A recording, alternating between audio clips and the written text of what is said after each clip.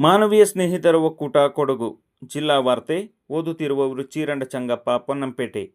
ಕೊಡಗಿನಲ್ಲಿ ಸಾಂಪ್ರದಾಯಿಕವಾಗಿ ಆಚರಿಸಲ್ಪಡುವ ಪುತ್ತರಿ ಹಬ್ಬದ ಸಂಭ್ರಮಕ್ಕೆ ನಾಡು ಸಜ್ಜಾಗಿದೆ. ಕೊಡಗಿನ ಸಮಸ್ತ ಜನತೆಗೆ ಮಾನವೀಯ ಸ್ನೇಹಿತರ ಒಕ್ಕೂಟದ ವತಿಯಿಂದ ಸುಗ್ಗಿ ಹಬ್ಬ ಪುತ್ತರಿಯ ಶುಭಕಾಮನೆಗಳು.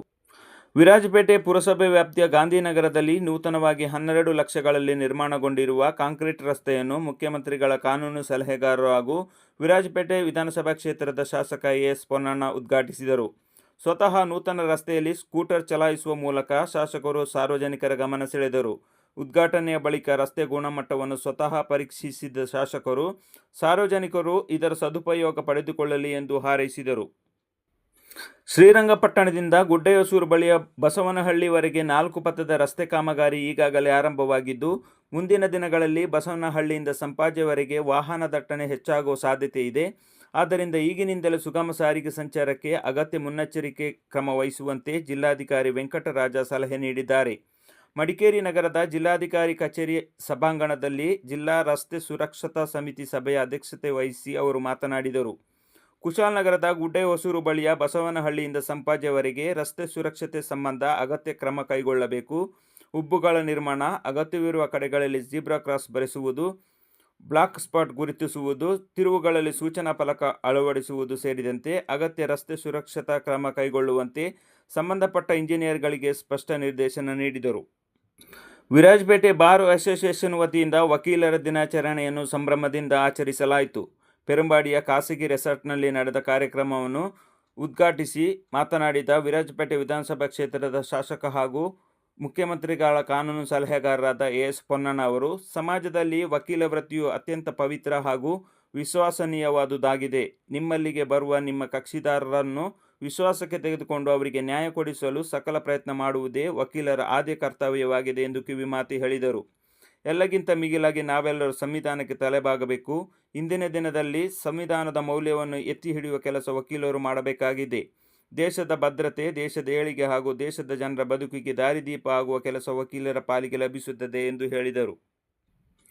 ದಲಿತ ಸಂಘಟನೆಗಳ ಹಲವು ವರ್ಷಗಳ ಬೇಡಿಕೆಯಾದ ಸಂವಿಧಾನ ಶಿಲ್ಪಿ ಡಾಕ್ಟರ್ ಬಿ.ಆರ್. ಅಂಬೇಡ್ಕರ್ ಅವರ ಪ್ರತಿಮೆ ಸ್ಥಾಪನೆಗೆ ಕೊನೆಗೂ ಕಾಲಗೂಡಿ ಬಂದಿದೆ. ಮಡಿಕೇರಿ ನಗರದ ಸುದರ್ಶನ ವೃತ್ತದ ಸರ್ಕಾರಿ ಜಾಗದಲ್ಲಿ ಪ್ರತಿಮೆಯನ್ನು ಸ್ಥಾಪಿಸಲು ಡಿಸೆಂಬರ್ 5ರಂದು ಭೂಮಿ ಪೂಜೆ ನಡೆಯಲಿದೆ. ಕೊಡಗಿನಲ್ಲಿ ಪ್ರಪ್ರಥಮ ಬಾರಿಗೆ ಬಾಬಾ ಸಾಹೇಬ್ ಡಾಕ್ಟರ್ ಅಂಬೇಡ್ಕರ್ ಅವರ ಕಂಚಿನ ಪ್ರತಿಮೆ ಸ್ಥಾಪನೆಯಾಗುತ್ತಿದ್ದು, ನಗರದ ಸುದರ್ಶನ ವೃತ್ತದ ಬಳಿಯ ಸರ್ಕಾರಿ ಜಾಗವನ್ನು ಗುರುತಿಸಲಾಗಿದೆ. ಡಿಸೆಂಬರ್ 5ರಂದು ಪ್ರತಿಮೆ ಸ್ಥಾಪನೆಗೆ ಭೂಮಿ ಪೂಜೆ ನಡೆಯಲಿದೆ ಎಂದು ಡಾಕ್ಟರ್ ಬಿ.ಆರ್. ಅಂಬೇಡ್ಕರ್ ಪ್ರತಿಮೆ ನಿರ್ಮಾಣ ಸಮಿತಿಯ ಪ್ರಧಾನ ಕಾರ್ಯದರ್ಶಿ ಸಿ.ಜೆ. ಮೋಹನ್ ಮೌರ್ಯ ತಿಳಿಸಿದ್ದಾರೆ. ಮಡಿಕೇರಿ ನಗರದಲ್ಲಿ ಸುದ್ದಿಗೋಷ್ಠಿಯಲ್ಲಿ ಮಾತನಾಡಿದ ಅವರು, ಸ್ವಾತಂತ್ರ್ಯ ಹೋರಾಟಗಾರ ಗುಡ್ಡೆಮನೆ ಅಪ್ಪಯ್ಯಗೌಡ ಸ್ಮಾರಕದ ಬಳಿಯ ನಗರಸಭೆಯ ಉದ್ಯಾನವನದಲ್ಲಿ ಶುಕ್ರವಾರ ಬೆಳಗ್ಗೆ 8:30 ಗಂಟೆಗೆ ಕೊಡಗು ಜಿಲ್ಲಾಡಳಿತ ಮತ್ತು ಮಡಿಕೇರಿ ನಗರಸಭೆ ಸಹಯೋಗದಲ್ಲಿ ಮಡಿಕೇರಿ ಕ್ಷೇತ್ರದ ಶಾಸಕ ಡಾಕ್ಟರ್ ಮಂತರಗೌಡ ಅವರು ಭೂಮಿ ಪೂಜೆ ನೆರವೇರಿಸಲಿದ್ದಾರೆ ಎಂದು ಹೇಳಿದರು. ಚೆಟ್ಟಳ್ಳಿಯ ಶ್ರೀಮಂಗಲ ಭಗವತಿ ದೇವಾಲಯದಲ್ಲಿ ಪುತ್ತರಿ ಹಬ್ಬದ ಪ್ರಯುಕ್ತ ಪುತ್ತರಿ ಧಾರೆ ಪೂಜೆಯನ್ನು ಶ್ರದ್ಧಾಭಕ್ತಿಯಿಂದ ನಡೆಸಲಾಯಿತು. ಊರಿನ ತಕ್ಕರಾದ ಮುಳ್ಳಂಡ ಕರಣ್ ಕಾವೇರಪ್ಪ ಅವರ ಸಮ್ಮುಖದಲ್ಲಿ ನಾಗ ಕ್ಷೇತ್ರಪಾಲಕ ವಿಘ್ನೇಶ್ವರನಿಗೆ ಪೂಜೆ ಸಲ್ಲಿಸಿ ಶ್ರೀ ಭಗವತಿಗೆ ವಿಶೇಷ ಪೂಜೆ ಜರುಗಿತು. ಮಹಾಮಂಗಳಾರತಿಯ ನಂತರ ಪ್ರಸಾದ ವಿತರಣೆ, ಅನ್ನ ಸಂತರ್ಪಣೆ ನೆರವೇರಿತು. ಹಿರಿಯರಾದ ನಿವೃತ್ತ ಕ್ಯಾಪ್ಟನ್ ಮುಳ್ಳಂಡ ತಿಮ್ಮಯ್ಯ ಮಾತನಾಡಿ, ಕೊಡಗಿನ ಸಂಪ್ರದಾಯದಂತೆ ಪುತ್ತರಿ ನಮ್ಮೆಯ ಆಚರಣೆಯನ್ನು ಮಾಡುತ್ತಾ ಬರುತ್ತಿದ್ದು, ಈ ವರ್ಷವೂ ಸಂಪ್ರದಾಯಬದ್ಧವಾಗಿ ನಮ್ಮೆಯನ್ನು ಆಚರಿಸಲಾಗುತ್ತಿದೆ ಎಂದರು. ಆಲೂರು ಸಿದ್ದಾಪುರ ಸಮೀಪದ ತಪೋಕ್ಷೇತ್ರ ಮನೆಹಳ್ಳಿ ಮಠದಲ್ಲಿ ಡಿಸೆಂಬರ್ 6ರಂದು ಲಕ್ಷ ದೀಪೋತ್ಸವ ನಡೆಯಲಿದೆ ಎಂದು ಕ್ಷೇತ್ರದ ಮಠಾಧಿಪತಿಗಳಾದ ಶ್ರೀ ಮಹಾಂತ ಶಿವಲಿಂಗ ಸ್ವಾಮೀಜಿ ತಿಳಿಸಿದ್ದಾರೆ.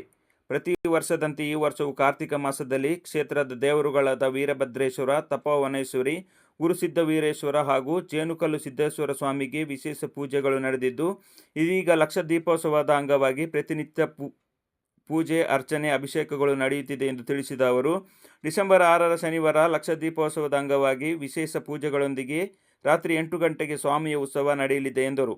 ಸಂಜೆ 6 ಗಂಟೆಗೆ ಮಠದ ಆವರಣದಲ್ಲಿ ಧಾರ್ಮಿಕ ಸಮಾರಂಭ ನಡೆಯಲಿದೆ. ಕಾರ್ಯಕ್ರಮದಲ್ಲಿ ದೀಪೋತ್ಸವಕ್ಕೆ ಚಾಲನೆ ಹಾಗೂ ಕ್ಷೇತ್ರದ 2026ನೇ ಸಾಲಿನ ಕ್ಯಾಲೆಂಡರ್ ಬಿಡುಗಡೆ ಮಾಡಲಾಗುವುದು ಎಂದು ಹೇಳಿದರು. ಪ್ರತಿಭಾ ಕಾರಂಜಿಯಂತಹ ಕಾರ್ಯಕ್ರಮಗಳು ಮಕ್ಕಳ ಪ್ರತಿಭೆಯನ್ನು ಪ್ರೋತ್ಸಾಹಿಸುವ ಅತ್ಯುತ್ತಮ ವೇದಿಕೆಯಾಗಿದ್ದು, ಇದನ್ನು ಸಮರ್ಪಕವಾಗಿ ಬಳಸಿಕೊಳ್ಳಬೇಕು ಎಂದು ಸೋಮವಾರಪೇಟೆ ಕ್ಷೇತ್ರ ಶಿಕ್ಷಣಾಧಿಕಾರಿ ಕೃಷ್ಣಪ್ಪ ವಿದ್ಯಾರ್ಥಿಗಳಿಗೆ ಹೇಳಿದರು. ಶಾಲಾ ಶಿಕ್ಷಣ ಇಲಾಖೆ ವತಿಯಿಂದ ಬಳಗುಂದ ಸರಕಾರಿ ಹಿರಿಯ ಪ್ರಾಥಮಿಕ ಶಾಲೆಯಲ್ಲಿ ಬುಧವಾರ ನಡೆದ ಪ್ರತಿಭಾ ಕಾರಂಜಿ ಸ್ಪರ್ಧಾ ಕಾರ್ಯಕ್ರಮವನ್ನು ಉದ್ಘಾಟಿಸಿ ಅವರು ಮಾತನಾಡಿದರು. ಪ್ರತಿಭಾ ಕಾರಂಜಿ ಕೇವಲ ಸ್ಪರ್ಧೆಯಲ್ಲ, ಮಕ್ಕಳ ವ್ಯಕ್ತಿತ್ವ ವಿಕಸನಕ್ಕೂ ದಾರಿಯಾಗಿದೆ. ಇಲ್ಲಿ ಸಿಗುವ ಅವಕಾಶವನ್ನು ವಿದ್ಯಾರ್ಥಿಗಳು ಸದುಪಯೋಗಪಡಿಸಿಕೊಂಡರೆ ಇನ್ನಷ್ಟು ಕಲಿಕೆಯ ಬಗ್ಗೆ ಆಸಕ್ತಿ ಮೂಡುತ್ತದೆ ಎಂದು ಹೇಳಿದರು. ಈಗ ಹವಾಮಾನ ವರದಿ. ಕೊಡಗು, ಹಾಸನ ಮತ್ತು ಚಿಕ್ಕಮಗಳೂರು ಜಿಲ್ಲೆಗಳಲ್ಲಿ ಅಲ್ಲಲ್ಲಿ ಸಂಜೆ ಗುಡುಗು ಸಹಿತ ಮಳೆಯ ಮುನ್ಸೂಚನೆ ಇದೆ. ಕೊಡಗಿನ ಭಾಗಮಂಡಲ, ತಲಕಾವೇರಿ ಸುತ್ತಮುತ್ತ ಜಾಸ್ತಿ ಮಳೆಯಾಗುವ ಮುನ್ಸೂಚನೆ ಇದೆ. ಈಗಿನಂತೆ ಡಿಸೆಂಬರ್ 6ರಿಂದ ಮಳೆ ಕಡಿಮೆಯಾಗುವ ಲಕ್ಷಣಗಳಿವೆ. ಇಲ್ಲಿಗೆ ಜಿಲ್ಲಾ ವಾರ್ತೆ ಮುಕ್ತಾಯವಾಯಿತು.